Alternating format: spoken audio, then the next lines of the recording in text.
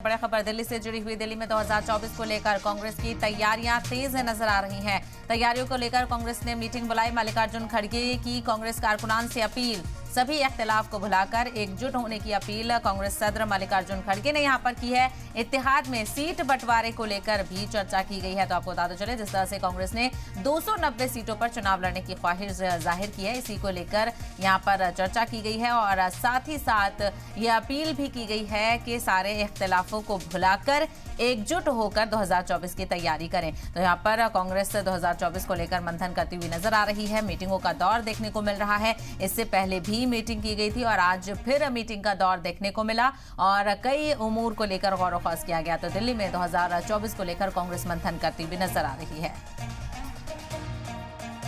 आज सभी लोगों ने उसी का जिक्र किया। भारत जोड़ो यात्रा के संदर्भ में, भारत जोड़ो यात्रा के दौरान जो मुद्दे राहुल जी ने उठाए थे, आर्थिक विषमताओं को लेकर, सामाजिक ध्रुवीकरण को लेकर और राजनीतिक तानाशाही को लेकर, ये तीन बड़े मुद्दे थे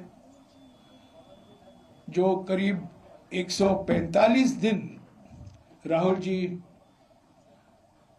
12 राज्यों में और 2 केंद्र शासित प्रदेशों में इसी का उन्होंने जिक्र किया।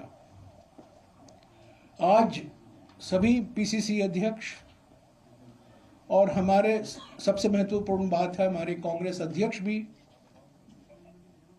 इस भारत जोड़ो यात्रा का जो संदेशा था, जो पैगाम था, जो मकसद था, उस पर फिर जोर दिया, बल दिया और सभी के भावनाओं को मद्देनजर रखते हुए और आज जो बातचीत हुई, सारे पीसीसी अध्यक्ष और सीएलपी लीडर की ओर से जो सुझाव आए थे, उसको मद्देनजर रखते हुए